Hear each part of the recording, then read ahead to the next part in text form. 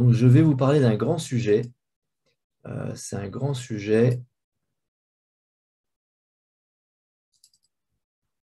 la mission par rapport à la fonction. Hein? Ça, c'est un sujet. Là, vous sentez que on va taper dans le dur. Alors, qu'est-ce que ça veut dire? Euh, Hop là, que je vais mettre sur le bon. Qu'est-ce que ça veut dire? Ça veut dire que on avait déjà évoqué un sujet comparable quand on avait parlé de recrutement des vendeurs. Vous savez, c'était recruter un Superman de la vente, est-ce vraiment une bonne question? Et donc, notre réponse était n'embauchez pas de Superman, parce que Superman, que vous voyez là, il n'existe pas. Non, non, non, le vrai Superman, il ressemble à ça. Et donc, euh, il vaut mieux ne pas se fier à ça. Il vaut mieux, à part l'entrepreneur, penser qu'il n'existe pas de Superman dans l'entreprise. Et l'entrepreneur cherche à se détacher le plus possible de son entreprise pour qu'elle soit à son service et non pas l'inverse. Donc, en résumé de cette présentation que j'avais faite il y a plus d'un an, on cherche à éviter le phénomène du mini-me. On ne cherche pas quelqu'un qui vous ressemble en moins bien. On cherche à faire autre chose. On cherche à créer une équipe, à créer un travail collectif. Donc, ça nous ramène à notre sujet d'aujourd'hui, la mission par rapport à la fonction. Pourquoi est-ce que je dis ça? Parce qu'en fait, si vous donnez une mission, vous aurez un missionnaire. Alors que si vous donnez une fonction, vous aurez un fonctionnaire. Je vois que tout le monde avait bien compris. Et au-delà de la formule, il y a deux sujets de cette idée de chercher des missions qu'on va donner aux gens et non pas des gens qui vont remplir une fonction. On ne cherche pas un CFO, on cherche quelqu'un qui va s'occuper de la trésorerie, de la gestion des banques, de le nouveau logiciel de RP, de la gestion des stocks. A priori, il n'aura pas à s'occuper des sujets de DRH, etc. Mais dans certains cas, il aura. Donc, on va définir la mission plutôt que essayer de la regrouper dans un mot valise, dans un titre qui peut dire tout et son contraire. Donc, il y a deux idées derrière. Il y a une première idée qui est de ne pas insulter le futur. On ne sait pas comment le futur va être. Et quand on met un titre, on risque de se poser des problèmes après. Et on va essayer de mieux manager. Alors, pourquoi je vous dis qu'il ne faut pas insulter le futur? Il y a quelques semaines, je vous ai fait une chronique sur les acronymes du Neuro Leadership Institute. Donc, c'est ces petits signes mémotechniques qui vont nous permettre de bien se souvenir des différents concepts qu'a pu pondre le Neuro Leadership Institute. Et donc, Neuro Leadership Institute, je vous rappelle, c'est David Rock, qui est au départ un coach qui formait, qui donnait des cours à l'université de New York et qui s'est aperçu que ses camarades enseignants, chercheurs, n'avaient pas vraiment de science du management. Et donc, il a créé la science du neuroleadership, c'est-à-dire tous les neurosciences qui se rapportent au management. Vous allez voir son site, le Neuroleadership Institute, vous allez trouver des concepts extraordinaires. Et ces concepts, en général, il les réunit autour d'acronymes.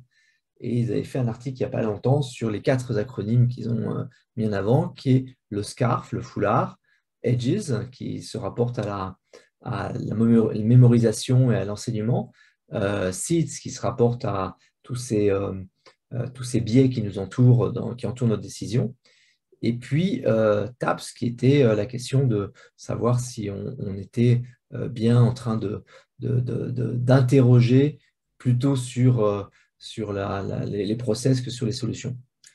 Alors, pourquoi je vous parle de ça? Parce que le SCARF, je vous rappelle, c'est la question du statut social. Et donc, ça se rapproche quand même très, très clairement de la fonction qu'on donne à quelqu'un. Donc, le SCARF dit, si vous touchez à un de ces points, le statut social, la certitude du futur, l'autonomie, la relation avec le groupe ou l'équité, et ça on l'avait vu dans une chronique précédente, ça va créer du stress. Et le stress, c'est quand vous vous trouvez face à un ours. Et le stress, ça naît quand vous vous promenez tranquillement dans la rue avec votre petit foulard et quelqu'un vient vous essayer de toucher à votre foulard. Donc, c'est le modèle qui a mis en place, le Neuroleadership Institute et que je vous avais présenté. Alors là, c'était une autre présentation qui a pas mal de mois derrière. Ce que dit ce modèle, c'est que le statut social est important. Le statut social va nous stresser, notamment quand il disparaît. Et l'autonomie est importante, mais l'autonomie, elle n'existe que si on a un contrôle de ce qu'on peut faire. Et l'autonomie, je vous rappelle qu'on la retrouve dans un autre modèle qui est celui Dan Pink, qui a fait un livre qui s'appelle Drive sur la motivation. Et donc là encore, ça fait référence à une chronique que j'avais pu faire il y a quelques mois sur la motivation et dans lequel je mettais en avant le fait que la carotte et le bâton ne fonctionnent pas, que Dan Pink est quelqu'un qui avait travaillé au service des hommes politiques, et je vous rappelle que les hommes politiques américains, ils ont cette façon humoristique de désamorcer les situations, et donc c'est avec des gens comme Dan Pink. Donc là, ça faisait référence à Al Gore qui avait sorti une idiotie en disant qu'il avait été à l'initiative de la création d'Internet qui avait été créée bien avant lui. Et puis, sa façon de répondre, enfin de désamorcer ça, ça a été de dire « Ouais, je suis désolé, mais en fait, j'étais super fatigué parce que j'avais passé toute la nuit à inventer le caméscope. » Donc, ça, c'est des gens comme Dan Pink qui font ce genre qui travaillent sur ce genre de réponse. Et après avoir travaillé comme ça pour des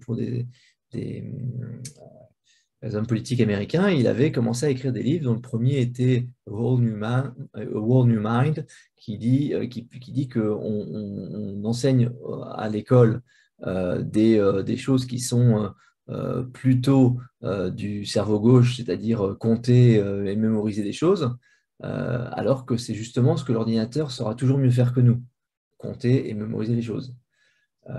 Donc ça, c'était un premier livre. Et puis, il a fait ce deuxième livre sur Drive, dans lequel il montrait que la motivation tenait à la maîtrise de son art, à l'autonomie et au sens qu'on donne à son travail.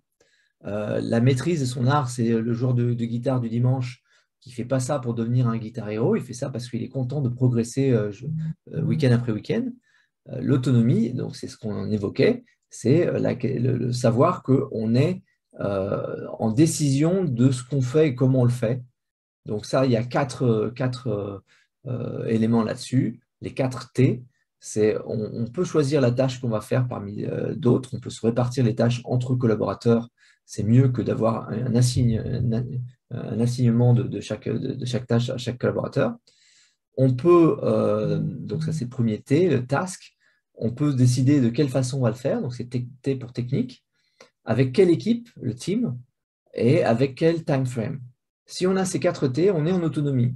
On n'a pas décidé ce qu'on allait faire, mais on a décidé quelle tâche on allait prendre, on a décidé avec qui on allait le faire, on a décidé comment on allait le faire, et on a décidé dans quel cadre de temps. Et puis le dernier point, c'est le purpose. C'est si on fait quelque chose pour l'argent, ben, ce n'est pas très motivant, alors que si on fait quelque chose pour changer le monde, ça motive beaucoup.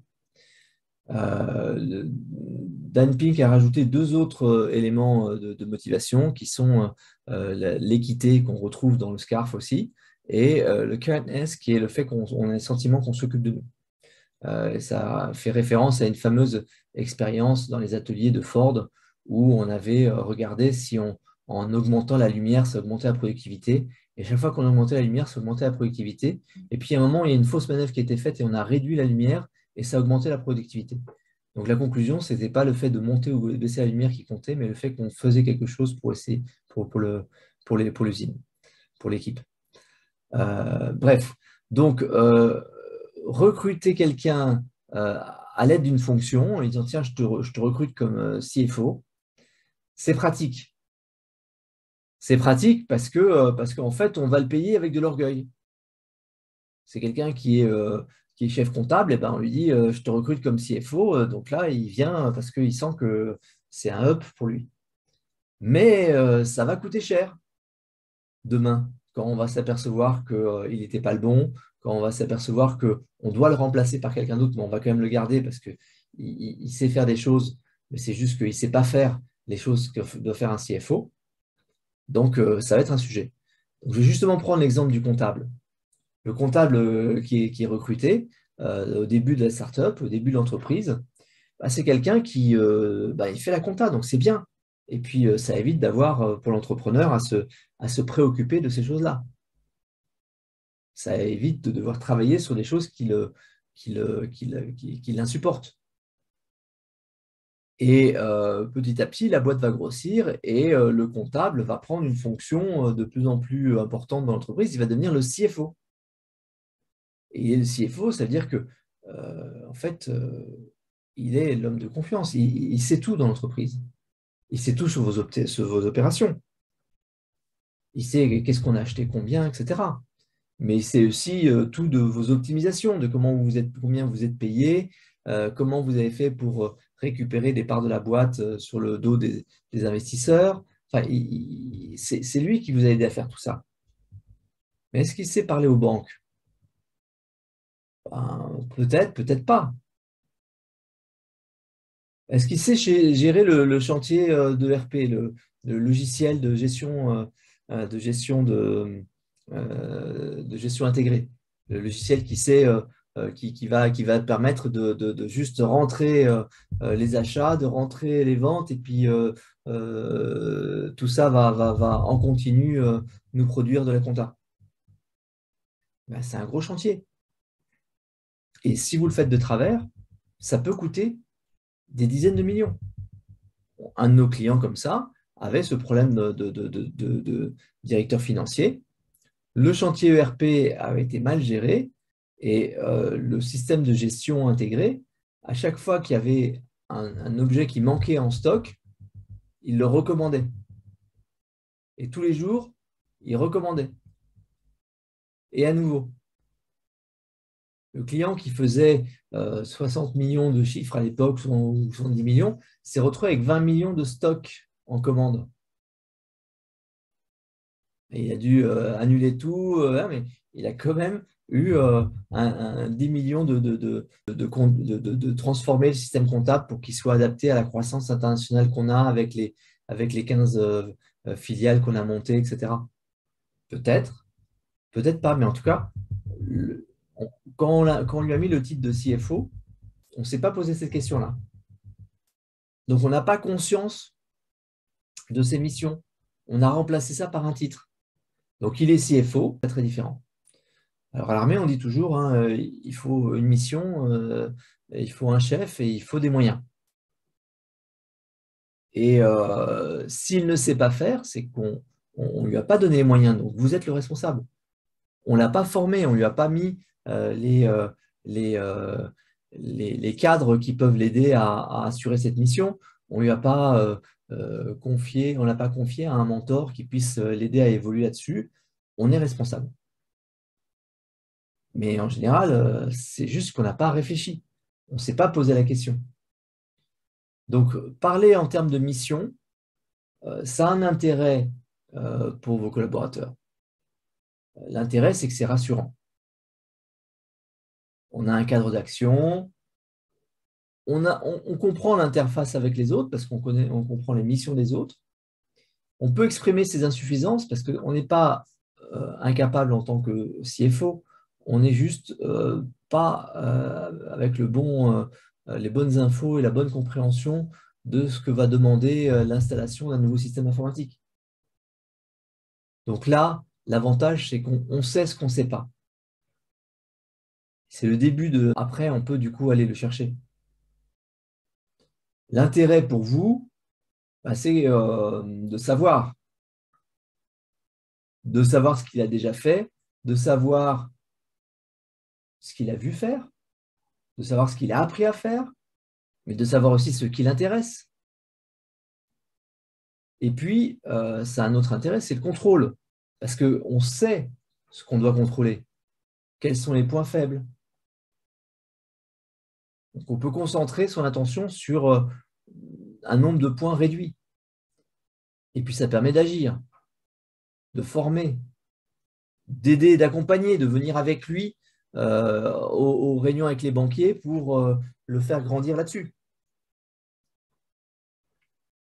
Donc, définir la mission, c'est la décrire, y compris pour vous. Donc, le contrat est clair. Et finalement, l'organigramme est moins important. L'organigramme, finalement, c'est trop simplificateur. Il vaut mieux se reposer sur un jeu de contrats. Et c'est intéressant parce que la question de est-ce que l'entreprise n'est pas un jeu de contrats, c'est une question d'économie. C'est quand les économistes doivent décrire l'entreprise, il y a une partie des économistes qui sont les économistes libéraux qui disent oui, mais l'entreprise, c'est un jeu de contrats. Ce n'est rien d'autre qu'un jeu de contrats. Et ça, c'est en opposition avec la vision marxiste qui dit que l'entreprise, c'est une délégation que le capital donne à des dirigeants. C'est-à-dire que vous avez l'argent et vous avez confié à un traître à sa classe, puisque c'est quelqu'un qui est un travailleur, il a un salaire, etc. Mais il va faire travailler les autres travailleurs. Donc, il est au service du capital en opposition avec avec les travailleurs. Et donc, cette théorie de l'agence, c'est la théorie dominante qu'on apprend en école de commerce. C'est-à-dire qu'en école de commerce, on est dans le dernier endroit où on continue à diffuser le marxisme. Et nous, chez Melsion, on croit pas que on croit que les dirigeants sont peut-être des traîtres de glace, mais nous, on s'en fout. On croit aux entrepreneurs.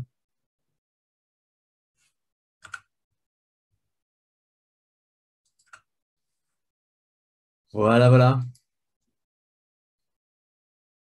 Ma chronique de ce jour. Super. Ben, merci beaucoup. Alors, si vous avez des questions, n'hésitez pas à prendre la parole. Euh, on est en petit comité aujourd'hui, donc vous pouvez vous démuter et poser vos questions directement. Et sinon, n'hésitez pas à les envoyer directement dans le chat, soit dans le chat du Zoom pour ceux qui sont en live avec nous, ou sur le chat, ou aussi vous pouvez envoyer sur le chat de YouTube ou dans les commentaires. N'hésitez pas. Mais j'ai l'impression que tu as été très très clair. J'ai aussi mis la vidéo du Superman de la vente Dans le chat. qui était en lien avec Dans le chat. Hervé. Ouais, par rapport à la vente, je peux intervenir. Bah, tu peux. Vas-y, vas-y. Il faut savoir que les vendeurs dans une entreprise, c'est des super-héros. Voilà, c'est tout ce que j'avais à dire. Alors, dans les conditions où on les fait travailler aujourd'hui, oui. C'est-à-dire quand on les met tout seuls à la vente et qu'ils doivent se débrouiller pour ramener le gibier et qu'après, derrière, les autres vont le découper, le couper, le hacher et préparer le repas avec. Oui, effectivement. Dans un cadre que nous, on préconise, qui est plutôt un cadre de travail d'équipe, où le vendeur n'a que les rendez-vous à faire et les rendez-vous ont été préparés par tout le monde et que les propositions derrière sont préparées par tout le monde, etc., ça peut être beaucoup plus convivial et ça permet de recruter des commerciaux qui sont beaucoup moins atypiques, beaucoup moins héroïques que ceux qu'on doit recruter aujourd'hui dans un contexte de vente traditionnel et mal géré. Mais oui, je comprends ce que tu veux dire. Ouais, c'est être le gars qui va parler au client et que tout le monde méprise parce qu'on ne le voit jamais. Et quand on le voit, c'est qu'il ramène des contrats qui sont aux yeux des autres pas bien ficelés, etc. Ouais, effectivement, c'est un sujet.